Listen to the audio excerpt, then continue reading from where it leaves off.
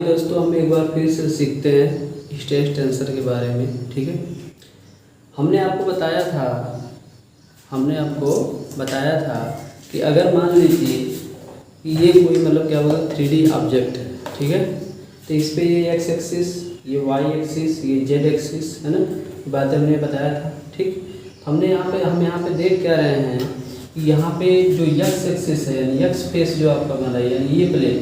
ठीक है, इसमें आपका यहाँ पे ये सिग्मा एक्स एक्स ये नॉर्मल स्ट्रेस होगा। ऐसे ही आपका ये जो सिग्मा वाई वाई है इस वाले प्लेन पर यानी इस वाले प्लेन पर ये आपका सिग्मा वाई वाई है। ऐसे ही आपका क्या बोलते हैं कि ये इस प्लेन पे यानी सिग्मा जेड जेड जो है आपका क्या है नॉर्मल प्लेन है। ठीक, तो 3 आपके नॉर्मल प्लेन प्राप्त हुए थे। ओके, जो उस प्लेन के परपेंडिकुलर होते हैं मैंने ये बताया था। ठीक, दूसरी बात मैंने किया था शियर स्ट्रेस। अगर इस प्लेन पे हम देखें तो वाई एक्सिस में ये वाला स्ट्रेस और ये वाला स्ट्रेस आपका जेड में क्या बोलते हैं शियर स्ट्रेस होता है। अगर मैं इसको लिखना चाहूँ, हमने बताया पहले हम क्या करते हैं प्लेन को प्रदर्शित करते हैं, तो प्लेन हमने प्रदर्शित कर दिया। ओके, अच्छा, फिर हम देखेंगे क्या यहाँ पे डायरेक्शन को दिखाएंगे, तो डायरेक्शन को एरो ऊपर है इसलिए आपका यहाँ पे वाई होगा। ये टाउ एक्स वाई से रिप्रेजेंट करेंगे। किससे रिप्रेजेंट करेंगे? Tau X Y. ठीक है, ऐसे हम देख रहे हैं कि प्लेन आपका एक्स है इसलिए एक्स हमने किया, और चूंकि डायरेक्शन क्या है ये जेड वाली है इसलिए हमने यहाँ पे जेड कर दिया। ये बात समझ में आ गई आपको? ठीक, ऐसे ही हम यहाँ पे बात करते हैं, तो यहाँ पर हमने पहले से रिप्रेजेंट कर लिया है। चूँकि प्लेन क्या वाई है, यहाँ पे पहला लेटर वाई वाई प्लेन को दिखा रहा है, दूसरा आपका क्या है जैसे ये वाली डायरेक्शन इसलिए वाई यहाँ पे है, इस डायरेक्शन में इसलिए एक्स यहाँ पे है, इस डायरेक्शन से जेड है। ठीक, ऐसे ही यहाँ पे भी। तो आप देखते हैं टोटल जो आपके स्ट्रेस मैट्रिक्स बनती थी उसमें टोटल जो एलिमेंट होते थे वो होते थे कितने दोस्त? 9 होते थे। क्या होते थे? 9 होते थे। अब इसको जब हम मैट्रिक्स के अंतर्गत लिखेंगे तो किस तरह से याद रखेंगे, अब इस चीज़ को देखते हैं। ठीक है, अब देखो ध्यान से, तो ये आप क्या करो सिग्मा यहाँ पे क्या यक्स पहले लिख लो, आप यहाँ पे लिख लिए। ठीक है, ऐसे लिख लिया है ना। ऐसे ही अब जब दूसरी आप लाइन में लिखने जा रहे हो सब लिखिएगा वाई वाई लिखिए। ऐसे ही अगर लिखने जा रहे हो इसमें तीसरे में तो जेड जेड लिख लो। ठीक, ये बात तो आपको समझ में आ गई। ठीक है, ऐसे ही देखो ध्यान से। अब क्या है, चूंकि एक्स डायरेक्शन है इसलिए आपका यहाँ पे एक्स हो जाएगा। ठीक, अब एक्स प्लेन पे ही है आपका, तो इसमें क्या प्राप्त हुआ? तो वाई वाला, तो आप यहाँ पर वाई लिख लीजिए। बहुत देखिए आसान है। ऐसे जेड वाले के लिए आप जेड लिख लीजिए, कितना आसान है कि नहीं, है ना। ऐसे ही देखो, ऐसे ही अगर मैं बात करता हूँ यहाँ की, तो आप देखो यहाँ से ये वाई है तो आपको क्या हो जाएगा? आपका एक्स हो जाएगा। ठीक, ये वाला देखो यहाँ है कि नहीं एक्स डायरेक्शन में, फिर वाई डायरेक्शन में जाएंगे तो आप देखो आपको क्या यहाँ पे वाई हो जाएगा, फिर जेड डायरेक्शन में जाएंगे तो क्या होगा दोस्त? यहाँ पे जेड हो जाएगा। ठीक, ऐसे ही आप ध्यान से देखिए, तो आप जेड प्लेन पे जब आते हो तो ये आपका टाउ लिखा गया है जेड, तो आप एक्स डायरेक्शन में जाओ आपका यहाँ पे एक्स हो जाएगा। फिर आपका क्या बोलते हैं कि वाई एक्स के बाद वाई डायरेक्शन में जाएंगे तो आपका यहाँ पे वाई हो जाएगा। फिर आपका जेड डायरेक्शन में आएंगे तो यहाँ पे जेड। कितना आसान है इसको याद रखना। ठीक, अच्छा, स्ट्रेस जो टेंसर होता है बाबू, स्ट्रेस जो टेंसर होता है उसकी सहायता से किसी भी पॉइंट पर स्ट्रेस की जो पोजीशन होती है उसको बहुत आसानी से समझा जा सकता है। उस पोजीशन जो होती है उसको बहुत ही आसानी से क्या किया जा सकता है? समझा जा सकता है। जैसे मैंने यहाँ पे देखो एक स्ट्रेस मैट्रिक्स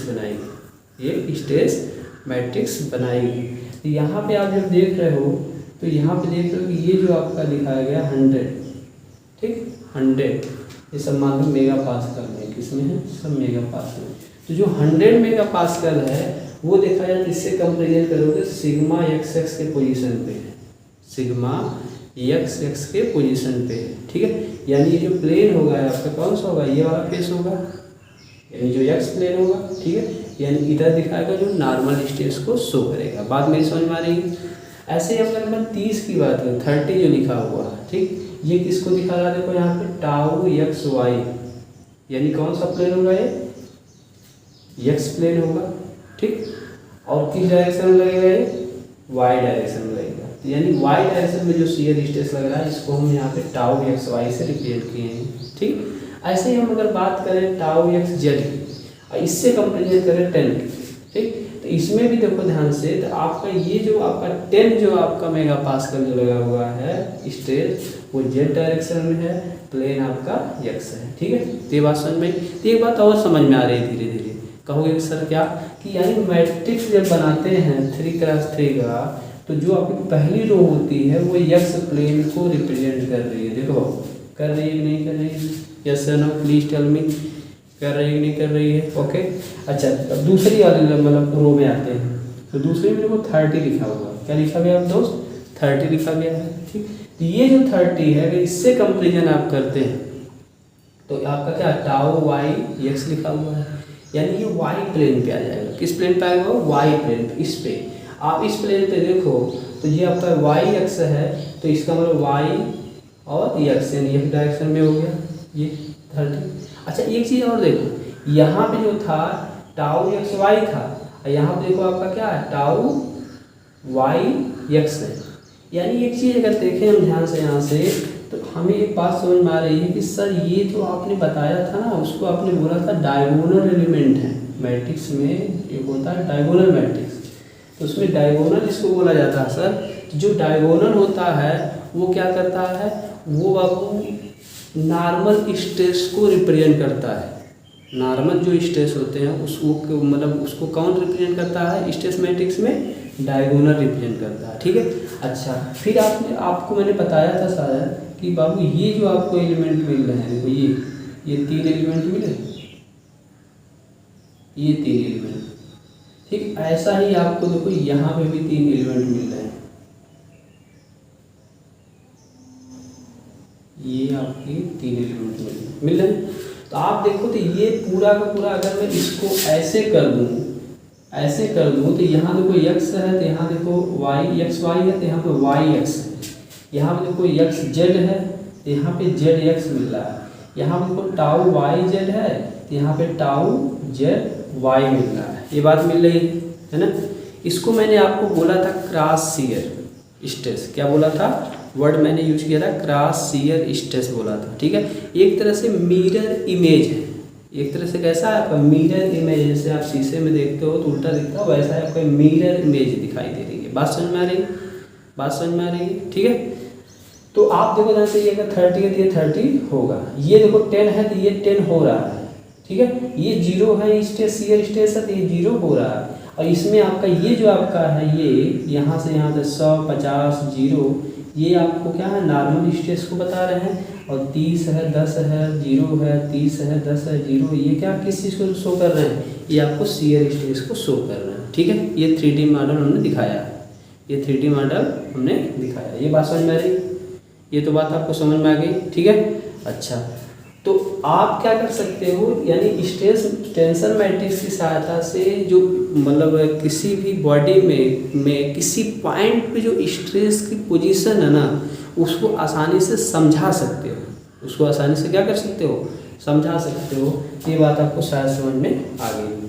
ठीक, एक बात और थोड़ा सा जान लीजिएगा, अगर हमें ये पहचानना हो कि नॉर्मल स्ट्रेस क्या है तो कैसे हम पहचानेंगे। ठीक है, तो आप देखो बाबू जो स्ट्रेस है हमने बताया 2 चीज़ें उसमें होती हैं जब एक्स वाई से रिप्रेजेंट करते हैं, तो प्लेन और क्या होता है आपका वो डायरेक्शन, यही बात है। ठीक, ओके, तो अगर देखो प्लेन और डायरेक्शन दोनों सेम हो, यानी प्लेन और डायरेक्शन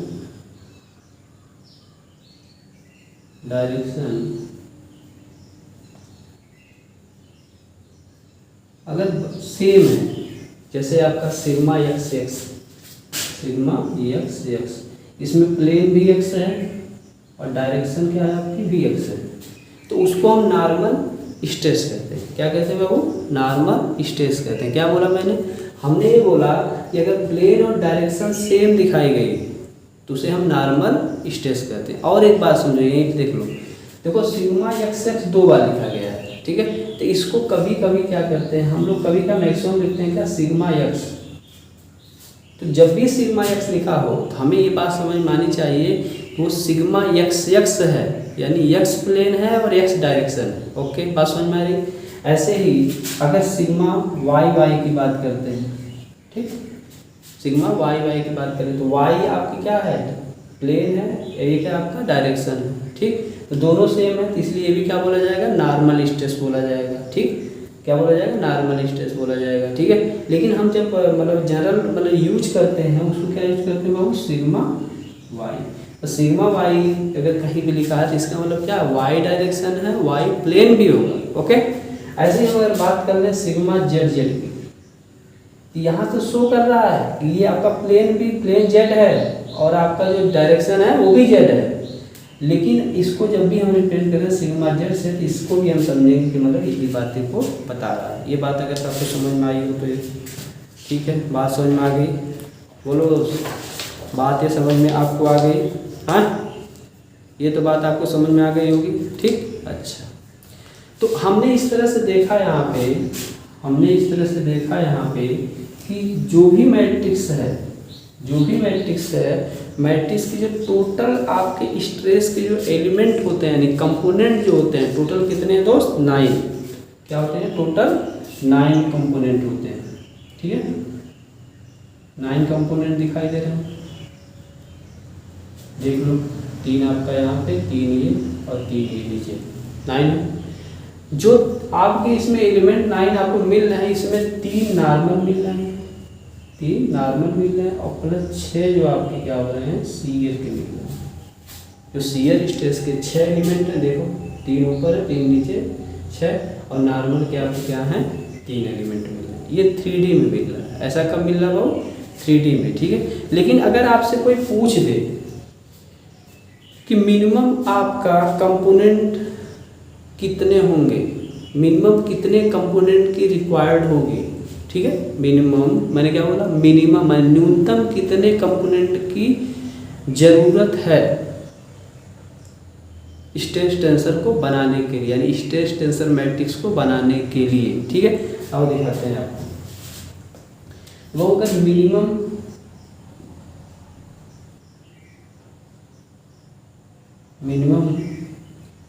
टेंसर कंपोनेंट के बारे में कोई पूछे, कंपोनेंट रिक्वायर्ड के बारे में पूछे, तो बाबू आप बोलोगे क्या दोस्त, आप बोलोगे सर 6 होंगे। क्या होंगे, 6 होंगे।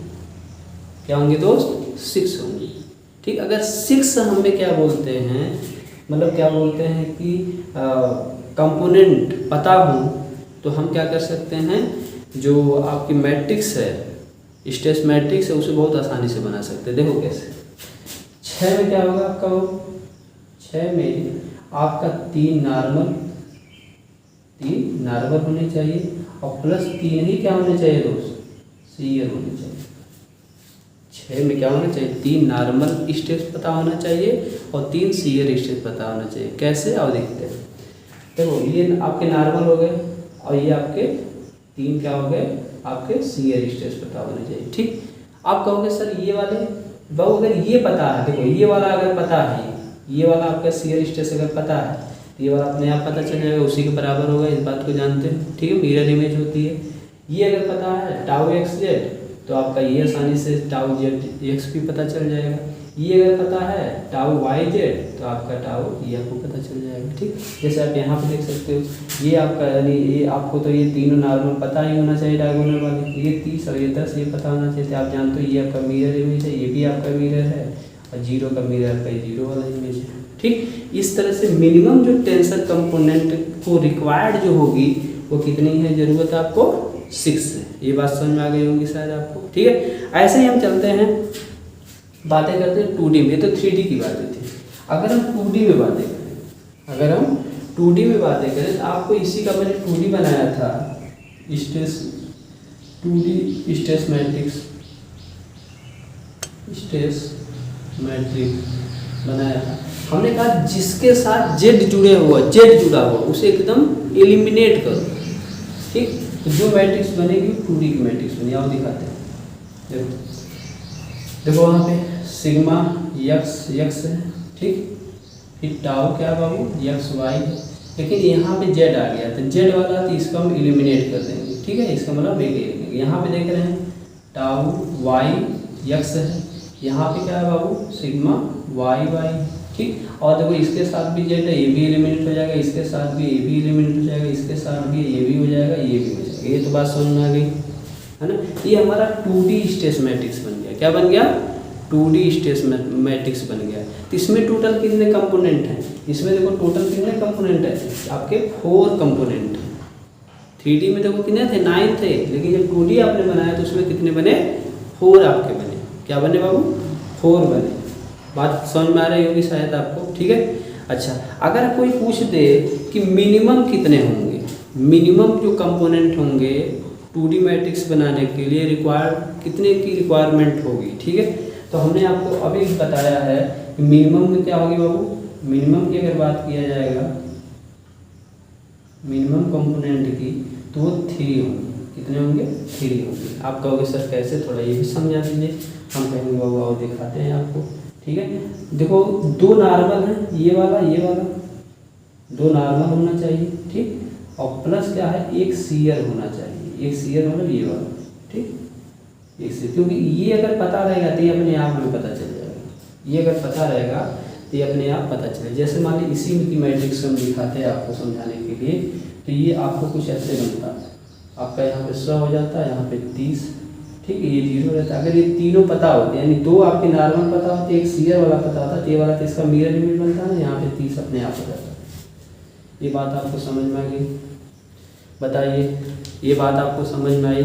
हाँ, ये बात समझ में आई आपको, ठीक। तो ये बात आपको समझ में आ गई होगी। और एक बात मैं भूल गया था बताने के लिए, एक बार थोड़ा सा और ध्यान से देख लीजिए।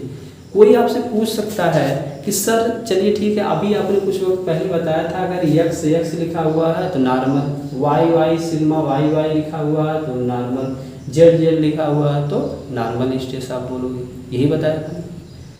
अगर बाबू प्लेन और डायरेक्शन क्या हो आपके? डिफरेंट हो, प्लेन और डायरेक्शन क्या हो? डिफरेंट हो, तो उसको हम शियर स्ट्रेस से पहचानेंगे, मतलब उसे शियर स्ट्रेस कहेंगे। ये बात मेरी समझ में आ रही है आपको? और दिखाते हैं। जैसे देखो आपका यहाँ पे टाउ, तो यक्स वाई, प्लेन तो यक्स है लेकिन डायरेक्शन उसकी क्या है? वाई है। तो सेम हुए?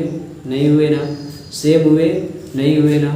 इसकी वजह से शियर स्ट्रेस है। ऐसे यहाँ पे टाउ यक्स जेड, देखो प्लेन और डायरेक्शन, प्लेन तो एक्स है लेकिन डायरेक्शन इसकी क्या है? जेड है। बात मेरी समझ में आ रही है? इसलिए उसको भी शियर स्ट्रेस कहेंगे। ऐसे ही अगर हम आते हैं यहाँ पे, मतलब वाई जो आपका ये तो आपका वाई प्लेन है, ठीक है। इसमें देखें अगर तो देखो टाउ वाई एक्स लिखा गया है, टाउ एक्स एक्स नहीं है, टाउ वाई एक्स है, यानी प्लेन वाई है और डायरेक्शन आपकी एक्स है, शियर स्ट्रेस। ऐसे यहाँ पे देखो प्लेन आपका वाई है लेकिन डायरेक्शन जेड है, शियर स्ट्रेस। लेकिन नॉर्मल के लिए देखो क्या है? Y plane and Y direction, इसलिए उसको नॉर्मल बोला हमने। ये बात समझ में आ गई? ऐसे अगर हम जेड वाले पे दिखाएं आपको करके देखो, तो आपका यहाँ पे देखो टाउ है, जेड डायरेक्शन है, जेड प्लेन है लेकिन एक्स डायरेक्शन है। यहाँ पे देखो जेड प्लेन है लेकिन वाई डायरेक्शन। तो मतलब जो आपका प्लेन और डायरेक्शन अगर डिफरेंट मिल रहा है तो इसका मतलब वो शियर स्ट्रेस है। ये बात समझ में आ गई? ये बात समझ में आ गई? एक बार फिर से ध्यान दीजिएगा। स्ट्रेस मैट्रिक्स जो होता है उसको बनाना बहुत आसान होता है। उसकी सहायता से हम किसी पॉइंट पर जो स्ट्रेस लगता है उसको बहुत आसानी से क्या कर सकते हैं? उसकी पोजीशन को समझ सकते हैं, ठीक है। और याद रखना भी बहुत आसान है यार। देखो ध्यान से ना, कि आपको देखो यहाँ पे एक्स था, यहाँ ऐसे लिख डालो। पहली बार तो डायगोनल आपके क्या होंगे? नॉर्मल होंगे, इसे लिख लिया करो। फिर टाउ टाउ लिख लो, सब जगह जहाँ भी वो बचा हुआ हो 9 आपके बन गए। अब देखो जहाँ सबके जैसे फर्स्ट रो में एक्स एक्स लिख डालो, सेकंड में वाई वाई लिख डालो और थर्ड वाले में जेड जेड लिख डालो। बतिया तो नहीं समझ में आ गई होगी आपको, है ना? अच्छा, फिर यहाँ देखो X Y Z, X Y Z लिख लिया। फिर आप देखो आपका इसका जो क्या है, आपका ये मिरर इमेज है। यहाँ एक्स वाई जेड तो आपको पता ही चल गया था, इसका मिरर इमेज है तो आपका यहाँ क्या हो जाएगा? वाई एक्स हो जाएगा। और वैसे भी वाई लिखे ही तो एक्स आएगा ही। अरे भाई पहले एक्स आएगा डायरेक्शन, फिर वाई डायरेक्शन देखो आएगी, तब ना जेड डायरेक्शन आएगी हो, हैं? ऐसे देखा यहाँ एक्स डायरेक्शन आई तो वाई डायरेक्शन आई, तब तो जेड आएगा ना। ये तो बात समझ में आ गया आपको? इसमें कोई कन्फ्यूजन शायद नहीं होगा, ठीक है। तो अगला जो है क्या बोलते हैं हम, मतलब जो अगले पार्ट में हम उसके बारे में बातें करते हैं, थोड़ा और समझाएंगे।